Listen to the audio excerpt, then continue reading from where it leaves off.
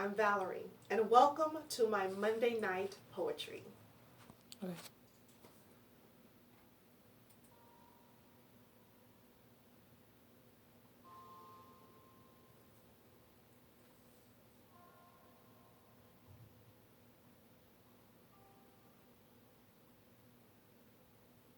The soul has bandaged moments. When too appalled to stir, she feels some ghastly fright come up and stop to look at her.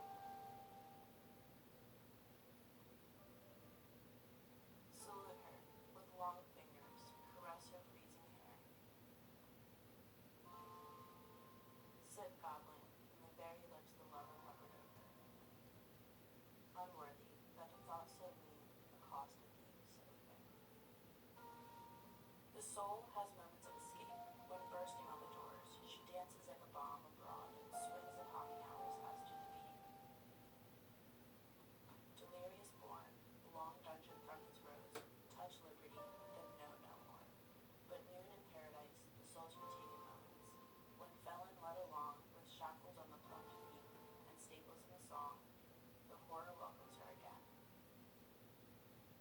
These are not betrayed from top.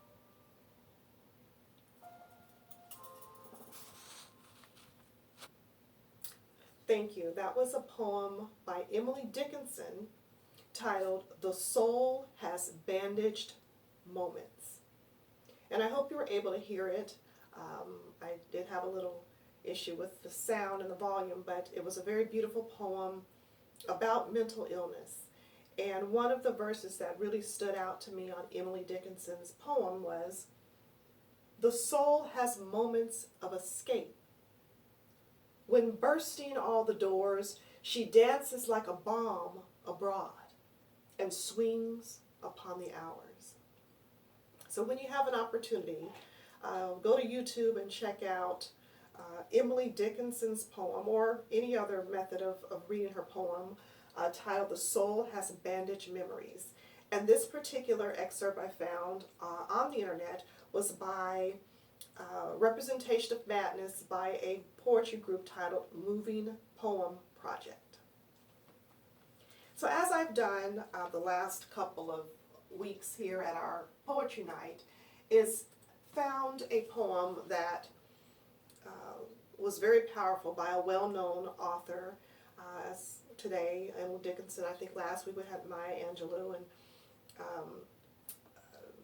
prior to that, we had a wonderful poem as well. So I'm trying to find a parallel in my work. And so I search for poems that I feel would connect to the well-known, well-renowned poet. And so the poem that you just heard by Emily Dickinson, "The Soul Has Bandaged Memories," or Bandaged Moments, excuse me, I've also written a poem a couple of years ago titled "Downward Climb," which also is a representation from my perspective of mental illness, mental health, and the process by which one may go through in achieving healthy, a state of good health. Downward climb. Here I go again, climbing, lower and lower, so low that I almost reach the bottom. A bottomless high that even hell would be proud. But then again, even hell could not reach this level of reduction. I'm climbing so low that the most lowest snake would defecate from the very stake, the sense of my lowness and my grounding. Climbing so low that even the groundhog would feel entombed of this degree of lowliness. But here I go again, climbing lower and lower. But finally, I've reached the top. Thank you for that, for listening to Downward Climb. As always, feel free to go to my YouTube channel at Valerie Yvette Peterson, my Facebook under Val Yvette, or my Instagram, VY_Peterson, and leave a comment on your thoughts, feelings that may have been invoked from Downward Climb. A couple of weeks ago, I posted a picture or a painting or a drawing, if you will, of an image. And I invited you all to share with me what your thoughts were on this painting. I did indicate that my daughter Madina, who is 14, had been moved by the nation's state.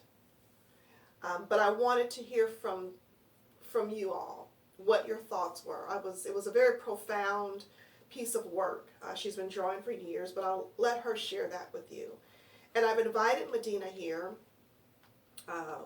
this evening to Monday Night Poetry so that she can personally share with you the passion behind her piece of work, her muse, if you will, or anything that motivated her or gave her whatever sense she had to create this beautiful piece of art.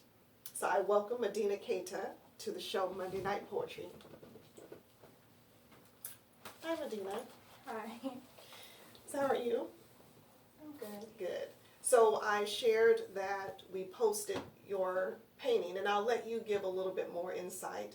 Why don't you share what you did and give us a little insight into what it was about and what it meant. You can hold that up to the camera so that they can get a feel of that, because it looks much more clear than on the internet. Are you able to get that pretty well? Yeah, Like me to hold it while you speak? I just kind of started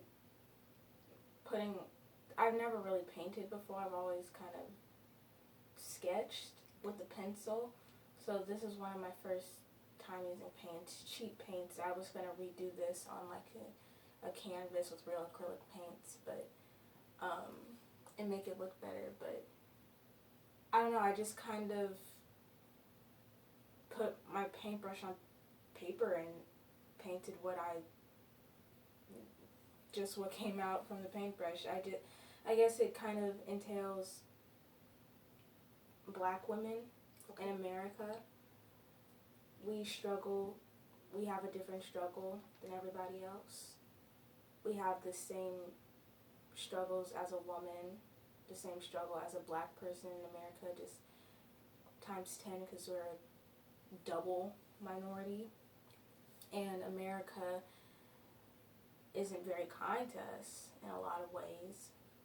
So also the hair aspect of it was a big piece of it.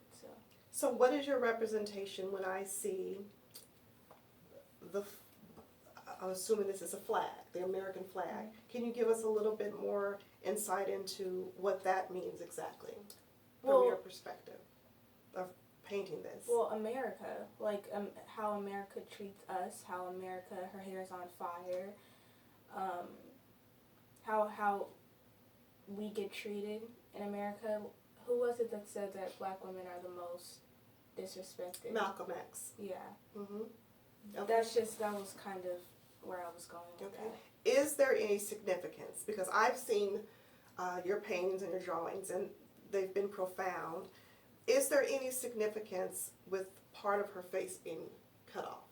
Why didn't you draw? I wanted to highlight her head. Got it. Beautiful. This is wonderful, Madina.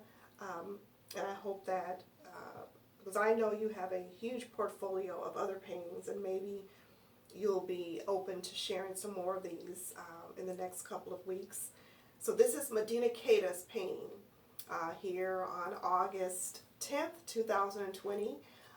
Her original painting, her original portrait, her original piece of work by 14-year-old Madina Keita here in Portland, Oregon.